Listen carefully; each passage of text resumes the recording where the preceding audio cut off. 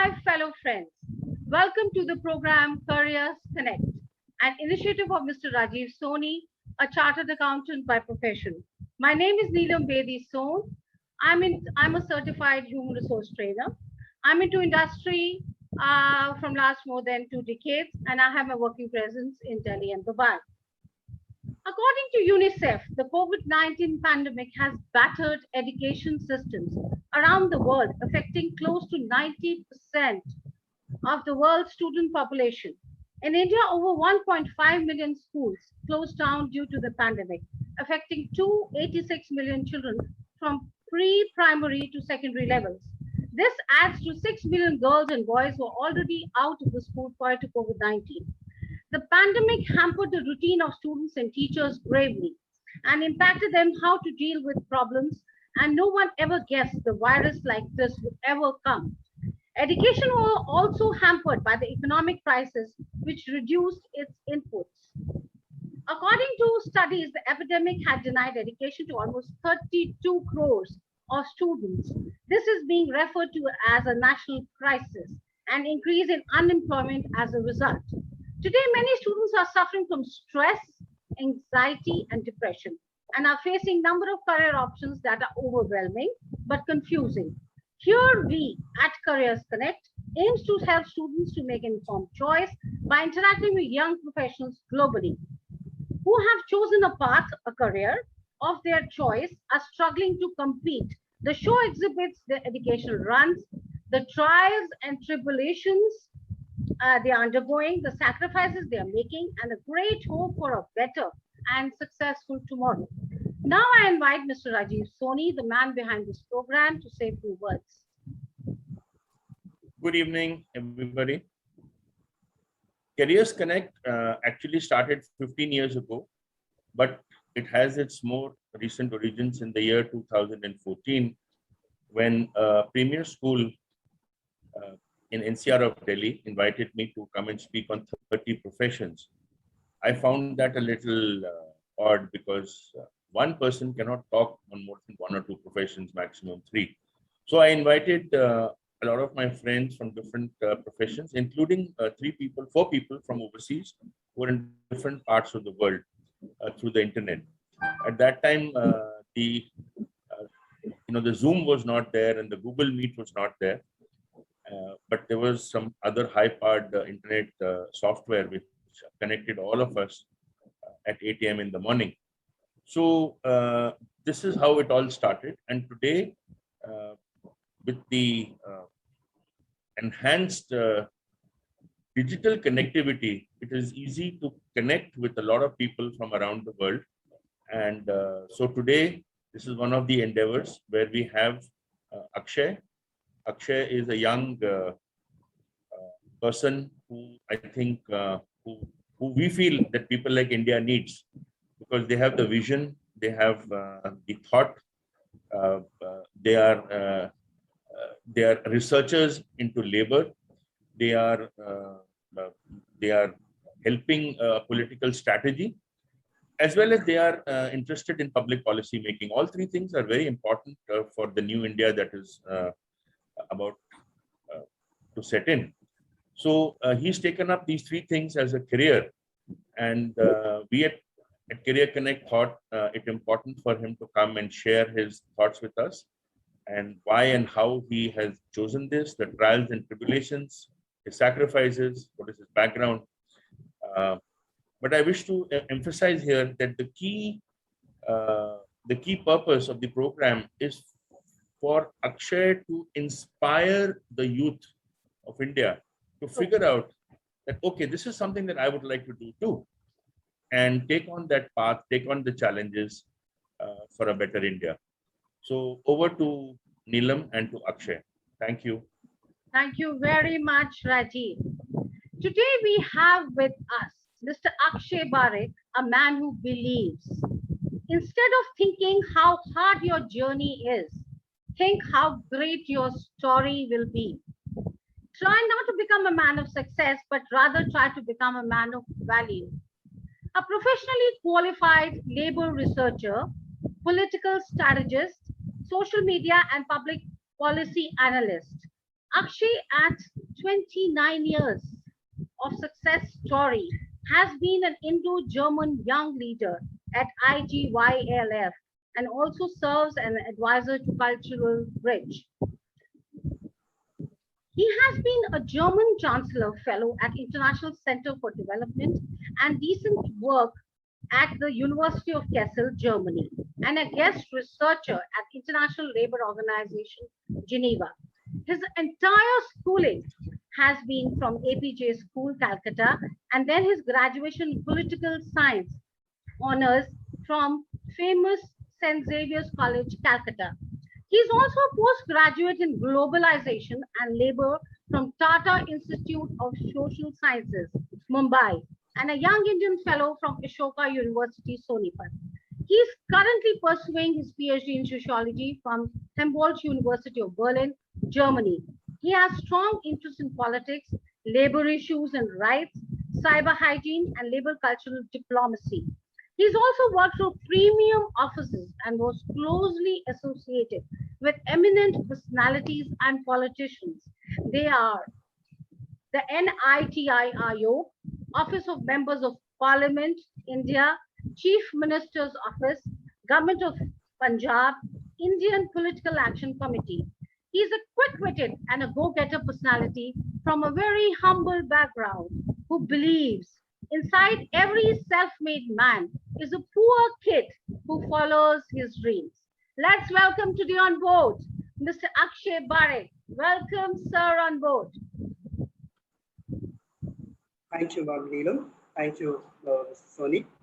And it is indeed an honor here to be a part of this show, wherein I'm getting the opportunity, like going to all of you, to speak to the future of India, to speak to future India.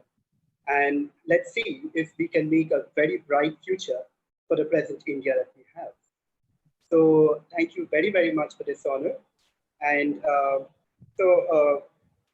I would like to begin by saying that, of course, I would not want to make this a journey of my life per se, but I would definitely harp on the challenges that the journey has, gone through, and the way I have reverted to those challenges, the way I have struggled across barriers to face those challenges. And I think that is where I think I can make a visible impact in the lives of at least one person. And that's how I want this talk to be fruitful to the youngsters of this country. Thank you very much for allocating time, sir. Heartiest greetings to the Executive Director of the Howard Project for Asia and International Relations 2013 conference. I am Akshay Barik from Tata Institute of Social Science, Mumbai, and my topic for today would be Extending Horizons, Charting Asia's Flourishing Future. Although Asia is flourishing economically, yet for an overall development of the continent, it is necessary that the social and the political arenas are looked after. This is because the main driving force behind the growth of a nation is the proper utilization of the human resources, besides the judicious use of natural resources. However, if the majority of the human resource of any nation or continent lack basic human rights and fares low in the Human Development Index, the growth of the nation proves to be hollow. Therefore, the need of the hour is extending the horizons of growth to the social and political arena, as political stability and maturity is a prerequisite for guaranteeing the rights of the people and improving the socio-economic condition. History is replete with examples to prove that countries which were politically unstable or dictatorial in nature, such as Pakistan, Myanmar, etc., have also witnessed high cases of human rights denial and violation. Another important characteristic feature of the Asian nations, particularly of the emerging economies of China and India and other developing countries like Sri Lanka, is the fact that all these countries are going through a phase of demographic dividend, which means that there are less dependent age groups in the population and a huge percentage of working age group. Such a phenomena was already experienced by the industrialized nations of USA, Europe, Japan. In order to tap the potential of the youth, it is necessary that they be provided education, basic amenities, and decent job opportunities.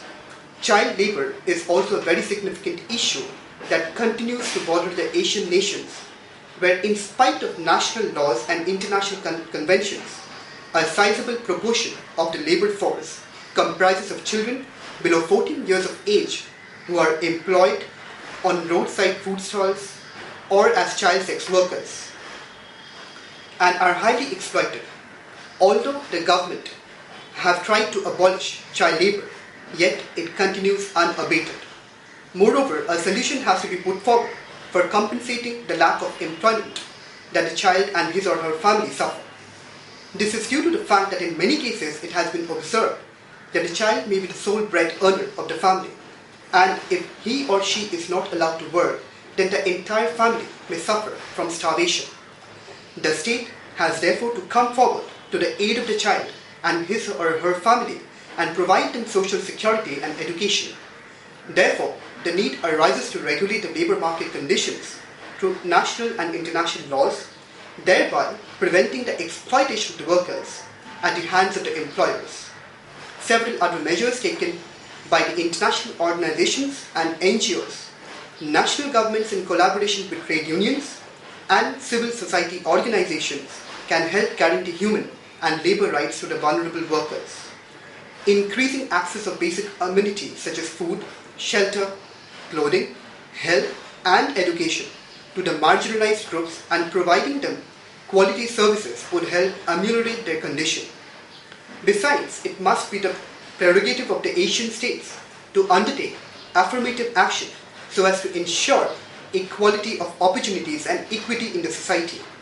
In the context of industrial relations, the state needs to usher in industrial and organizational democracy through the instruments of collective bargaining, adequate employee representation, provision of health and other social benefits, regularization of jobs, giving a recognition to migrant workers, discouraging gender discrimination, taking measures to discourage increasing contractualization of work, regulating the activities of the MNCs and forcing them to abide by national laws and regulations, and providing social security and social protection to all. All such measures, if undertaken and implemented in a proper manner, can aid Asia to charter a highly flourishing future devoid of poverty, inequality, discrimination, illiteracy, denial of rights, and violation of human rights. Proper implementation of the Universal Declaration of Human Rights and the ratification of the ILO conventions by all nations is a must for Asia to progress. There must also be a greater synergy of thoughts and actions between nations which shall help in ensuring social justice and development. Thank you. Okay. Actually, I start with you. You have had a life, which has not been a hunky-dory, right? And you're born in a middle class, not middle class, a low middle class background with a great set of hardworking parents, teachers, and friends who stood by you in the kith and kin, right? Could you tell us your personal journey about your school and college days? Sure. So I would like to begin with the fact that my father has been a taxi driver by profession.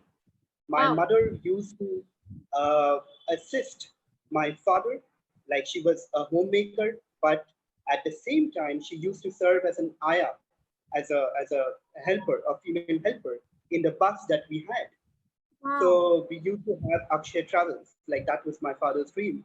And my father, it began as a north-south bus service in APJ School, Calcutta, and then Wow. it became Akshay travels. Uh, of course, from being a person who used to wipe the glasses of cars, he began Wow. his journey from from there till he became the owner of several buses, and he had a bus tour operator. He became a bus tour operator. So I mean, Wow. that's where my inspiration is, my father and my mother. Unfortunately, I lost my mother last year, and I mean, it's like she struggled, and then she ultimately gave up. But then she did not let me give up. And there I begin Brilliant. by saying that I, for me, education was definitely a privilege that my peer True. groups enjoy, a True. privilege that I would not have dreamt about. or rather, I was not allowed to dream about because of my social status, of my caste status, and also of my class. Because by caste, we are like haircutters, I mean barbers by profession. And we are not supposed to dream big. That is what my father was told, because when he took the help of the school principal of APJ school that time to just admit me to APJ school, and she was so kind enough and benevolent to actually accept me and admit me without any admission fee. And that's when the society told her, my father, that being a driver, how can you even dare to do this? How dare you admit your child to an English medium school? And that's where the journey began. My father is extremely dedicated and very hardworking person. And he did not give up until, he's not given up. So that's where the journey began. I used to stay in a very, in a small, shanty in Tollygunge area of Calcutta, South Calcutta, which did not have basic amenities. There was no electricity per se. There was no proper sanitation. And we had to also draw water from taps on like roadsides. I still remember, it was difficult. And that room was so small that if two people sleep on the bed, there was no place for the third person to sit. That's where I began my journey. It was difficult. My mother was very, very significant in this journey. And at the same time, I should definitely say and harp on the fact that I got immense support from my school teachers. Immense support. Like, it was just not financial, but in moral, in every sense of the term. And that's where things began. Unfortunately, since it was very difficult because I was also staying in a place which is very close to a red light area. So what happened is it used to be very difficult to study, to concentrate. Naturally, so, my God. Yeah, absolutely. So on that basis, what happened is my neighbors were actually, they became a part of our family. It was a collective family. So they offered the terrace for me to study. And I used to study on that terrace, even if it was 45 degrees Celsius outside. And it was literally burning. But then I thought that I have to burn to realize the dreams of my parents. Oh, that's wonderful. That's wonderful. Yeah, it's a true story of rags to the riches, That's what reminds me of, So I do not know, but then, it's not an easy journey. It's extreme struggles. True. That is all I can definitely say. I have seen, like when people talk about poverty, from the, what should I say, the stages of extreme big lights and amazing screen. But then when I talk about poverty, or if I'm given the opportunity to talk about poverty, I would talk poverty from my own experience. From having had to have just rice and potato for 365 days a year. Okay, great. Okay, now tell me, you had taken humanities when you were such a brilliant in school, right? You took up humanities when engineering and medicine was at your beck and call, I would say, you could have easily got into it. What made you join humanities in your school? Yeah, the reason I took up humanities are two. Firstly, I had a passion for understanding social sciences, for knowing what social sciences are and humanities are.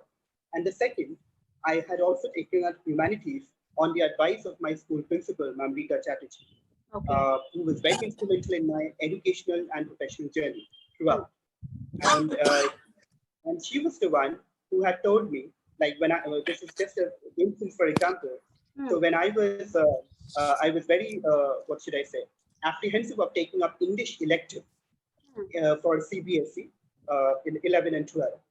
And it was then that she came up and she told me that you will be taking English elective only. And after 2 years, you will come to me and tell me that you have scored the highest. And that's exactly what happened. And I had no idea about it. So I was one of the topmost scorers in the English elective in CBSE that year, Eastern region. And the irony is, I do not have an English language background. I never had. I never had that privilege as well. It was Bengali primarily. And that's where my father had also beaten me up with a broom. I remember when I had scored 5 on 10 in a spelling test. It was an English language test. And yeah, so that was one thing. So that's how I chose humanities. I love the subjects, and at the same time, I thought I have a passion for them more than I could ever have for science or commerce. Okay. Great, great. Okay, to a layman, these are new terms like labor researcher, political strategist, public policy analyst. Could you tell us, could you throw light on this, please? Yeah, sure. I would begin with labor researcher. So a researcher who is researching in the domain of labor, in the sense labor rights, okay, labor trends of employment, trends of underemployment, understanding what is decent work in various sectors in the industry, for example, medical industry, in logistic industry, for example. So I think, like for my understanding or my belief, everyone is a labor researcher in a way, because without whether it's a capitalist system of production, whether it's a socialist system of production, whether it's a mixed system of economic production, you cannot have production without labor, no matter what you produce. True. Whether you produce goods or services, or even whether you produce ideas. So that's what I personally feel is, and if I come to the core of the term, it's definitely understanding different trends in the labor market and analyzing those trends. Okay. So that's where a labor researcher, that work is. As regards political strategist would be someone who is understanding politics, socio-politics from the ground. Like from the root level. Absolutely. So whether it's even at the village level or even a gully in a municipality, that's where politics comes from, actual politics come from. It is top-notch leadership. The leaders have to decide, but what to decide comes from the ground. And that's what political strategists do. They develop strategies on the basis of ground reports, map those strategies on geographical maps, and try and see what is the problem in what corner of the constituency, and how can it be politically, socially, economically, or culturally solved. Beautiful. Wow. So strategic. Wow, very nice. Yeah, it is. So that is, I think, the art and both the science of politics. That is what a political strategist does. Because there are new terms we've never heard of. And once when Rajiv told me that you were a specialist, I said, what, political strategist? Why? So that was something, a new term. And how about public policy analyst? Yeah, so public policy analyst could be a person who is trying to analyze different public policies by the state government or the national central government, or different countries per se, or even international organizations, to understand how impactful have been these public policies in realizing the goals of these public policies. For example, if it's an anti-poverty reduction or poverty reduction strategy program, so I have to understand whether the structural adjustment program of World Bank have been able to solve the actual poverty issues of the people at large in a particular state or country. So that's what public policy is. Okay, now there's another very inviting, I would say, term, which is called a social scientist. We've heard of, this is again a very new term, For students, you must tell us what is this about? Okay, a social, of course, like a scientist develops, innovates different, different ways for human survival. Strategies. for Yes. survival action. A social scientist innovates ideas, Oh, creates, and also analyzes the existing or the past or the possible future, socio-political scenario in order to understand what will be the best for tomorrow. my God. So Okay. that is how, yeah. So a lot of geography, a lot of mathematics, a lot of calculations are needed for this task as well, in order to just not say that tomorrow we might have a socialist system. No, that doesn't happen. But then what is important is to understand if we are going towards that kind of a society and what are the impediments towards realizing those societies. So that is what a social scientist does and tries to understand the society as a whole Oh, in terms of its parameters, whether economic, political, social, cultural, financial, like otherwise, and all those parameters. So, perfect. and even legal. Perfect. Perfect. Okay. At present, you're doing your PhD from Germany, Berlin, right? Tell me how PhD is going to help you in your career like this. Okay, so I'm pursuing a PhD in sociology at the University of Humboldt in Germany. And it's indeed a privilege and an honor to pursue a PhD in such a respectable institution, which has given birth to, more than 20 or 30 Nobel laureates, and even people like Albert Einstein, Karl Marx, Friedrich Engels. Wow. That's an honor indeed. And so the pursuance of this PhD is important in the sense that, like most of the international organizations, I'm talking about the UN organizations as well, they definitely are seeking very qualified candidates for their position. Okay. Okay. Qualified not just in commerce or science or whatever, but qualified in a holistic educational system. Wow. So Okay. that's where this PhD comes into being. Because just because I'm pursuing a PhD in sociology doesn't mean that I will not have maybe economics, or I will not have maybe politics, or I will not have even leadership and decision making. I Wow. will have these modules in place. Okay. And these modules, like for example, if I take up the course, and at the same time, my independent research as part of PhD will help me understand and apply my knowledge from theory to Wow. practice to realize the Marxian conception of praxis. Perfect. Perfect. Perfect.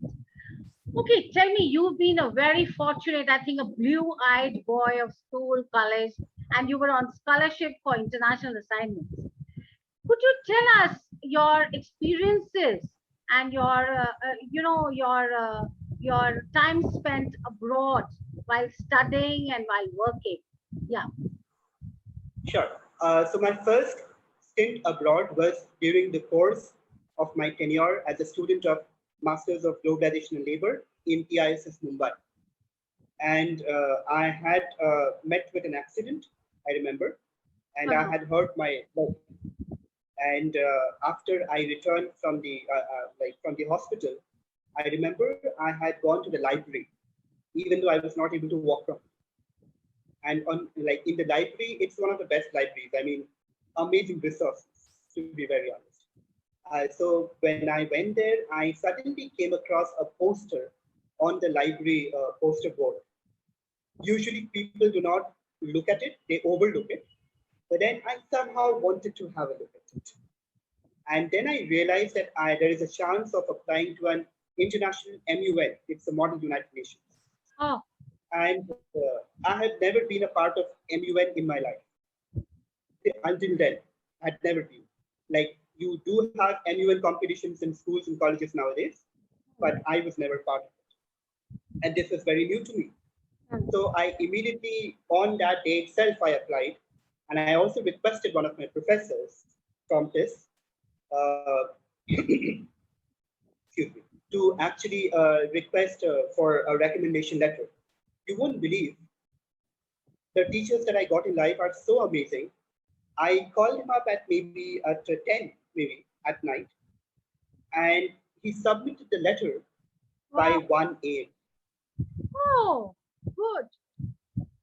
And I was like, is this possible? Yes. First, be If you lucky. have the will, you have the will. And then after application, I got selected for the international MUN as a candidate from India. And I was fully funded by the university. It's the Munster University International Model United Nations. I mean, that's what happens every year. So students like whoever are watching this, they can actually apply for it. And so that's one of those programs. And then the first impression about someone who's never traveled by flight, taking up Emirates all alone to Dubai and Germany. It was like, oh my God. I mean, where have you left me all alone? And such a proud moment for my parents, actually. They were in tears. And yeah, so I did perform well there, as according to them. I was a representative of Brazil, Federative Republic of Brazil there. I was representing Brazil because you're not allowed to represent your own country. And it was a matter of deliberations and discussions, and that's how. So the second one was I was selected for the World Conference on Youth by the Sri Lankan government in 2014. And it was there that President Rajpaksha welcomed us with all the UN dignitaries. And I mean, that was one of the greatest welcome that we could ever expect. There were 1,500 candidates, delegates from all over the world who were fully funded through Sri Lanka to discuss SDGs. Okay. What are the best possible, options for SDGs? How can it be more impactful? So I think these are like very important, experiences. However, on the professional side, if I have to talk about, then professionally, international experiences have been my selection as a legislative fellow to the US, where I was trying to understand the legislative process of the US government during the course of my tenure with Amnesty International. Okay. And also as a German Chancellor Fellow at the International Center for Development, Peace and Work at the University of Kassel in Germany, and also at International Labour Organization, Geneva. So, and interestingly, that was also the time when the International Labour Conference was happening. So I definitely got the amazing opportunity to meet political heads, from all across the world, and discuss what is most essential for the youth of their country and of the world at large. So, these small little things for a son of a taxi driver, as people used to call me then, for a person who has come out of shanty and has still not come out mentally, to be very honest. I still love that house because that house has so many memories of my mother as well. And for that person to speak to the German Chancellor and to speak to foreign ministers and Nobel laureates, just to tell them or discuss with them what can be the best for the world, was a dream come true. Impeccable. Okay, tell me, how lucrative is this profession, and what do you advise the today's youth, regarding this profession? Professionally, I'm talking about. Yeah. Okay. Political strategy consulting is definitely very lucrative. Financially, it is definitely lucrative. It's also very impactful. If you want to create an impact on the political, social, economic front, right from the level of the government, this is the place, of course. But it also has its own, challenges. It's almost a 24/7 engagement where you have to constantly engage with your constituents, constantly engage with the field level managers, and you have to devise strategies every day, or maybe an hourly basis. So that's a very difficult task as well. And the second thing about social science is that what I definitely learned from my experiences is, if you want to pursue something and if you have the passion to pursue it, if it's humanities, you should, because then you should not consider what society has in store for you. Rather, you will be very amazed to see what society can give you tomorrow. And that's exactly what I'm seeing now. Like I'm like considered to be I was considered to be a guest social scientist in Germany as well. And then I did see how much value they put in understanding the socio-economic political structures on which everything else is based. True, true. Okay, do you think there are any special traits required or characteristics required for a student to join this profession? Uh, you have to have the knack for understanding politics, society, culture from a very deep perspective. In the sense, it should not be hollow. It should be, even if it's a little bit, I think you should be very clear and go a little in-depth in understanding that what is the current scenario. I mean, if COVID has caused migration, what had caused migration before, and how difficult has COVID made it for people to even return to their workplaces? True, true. So that's what you have to understand as a social scientist. And I think the motivational quotient, it's about cultural quotient. I think all of these are important. That's what gets you there. I said, what kind of advice you would like to give it to the parents and the students regarding this profession? Okay. Okay. I just have one advice. Is firstly, as they say, as they say that जिंदगी के सफर में गुजर जाते हैं जो Beautiful. वो फिर नहीं आते वो फिर नहीं आते. However, what I personally feel is, as we say, that we are destined to do this, destined to do that. But then, what I personally feel is, 10% of it might be destined, but the 90% of this is what I had to write, what my parents had to write here, what my teachers had to write here. And that's through sheer hard work, dedication, devotion to parents, to seniors, to teachers. So one particular thing that I would like to say is, if you want to traverse, to walk the unknown and leave a trail behind, I think this is what I have been trying to do. You have to be very passionate and extremely hardworking for it. Perfect. Perfect. So, I also personally feel that parents should allow their children to flourish holistically. They should not hold societal constraints on their head. If your child wants to become a sports person, make him or her a sports person. That person will flourish.